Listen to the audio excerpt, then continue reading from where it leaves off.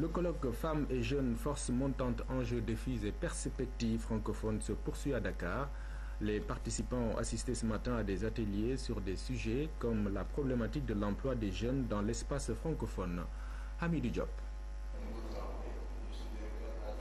Au deuxième jour de ce colloque sur les enjeux et les défis des femmes et des jeunes dans l'espace francophone, les participants se sont penchés à travers différents ateliers sur des thématiques variées. Ici, les problèmes liés à l'emploi des jeunes dans l'espace francophone ont été discutés. Ce qu'on doit faire maintenant, c'est voir quels sont les volets que l'OIF peut prendre et leur rôle par rapport à l'employabilité des jeunes. Parce que il s'agit aussi de voir ce que les jeunes ont besoin. Ce n'est pas seulement l'emploi, mais l'emploi de qualité. Parler du problème de l'emploi, c'est de parler d'un marché.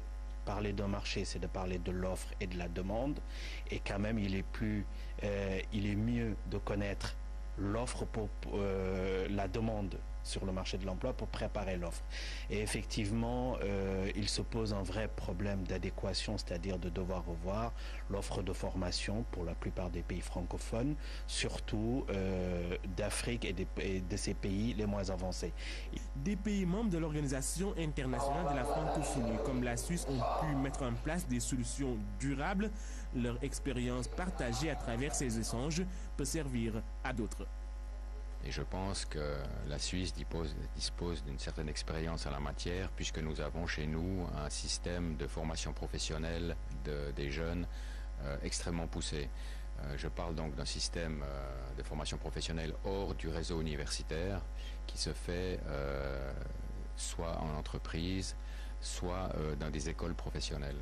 La situation des femmes dans l'espace francophone n'est pas aussi à négliger, d'autant plus que dans le monde, 70% d'entre elles vivent en dessous du seuil de pauvreté.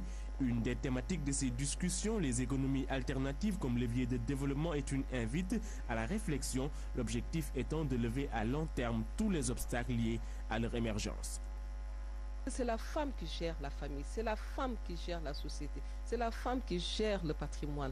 Donc si on soutient ces femmes au niveau local, à la base, et qu'on fasse un réseautage de tous ces systèmes, aussi bien au sein des pays, ensuite au sein des différentes régions composantes d'une même aire géographique, pour aller vers la globalisation, je pense qu'on devrait pouvoir arriver à quelque chose. Jeune dans le monde d'aujourd'hui rime avec nouvelles technologies. Concernant cet aspect, l'espace francophone est appelé à utiliser l'économie numérique pour la promotion de la diversité. Par exemple, de plus en plus des ministres de l'économie numérique. Donc on voit bien qu'aujourd'hui, à la place de ministre de l'Industrie, de ministre des Communications, ministre des Postes, on va avoir des ministres de l'économie numérique. Donc on voit bien que même le politique aujourd'hui est en train de prendre conscience qu'il y a une vraie transition qui se fait. Et donc il y a un nouvel accompagnement qui doit être fait.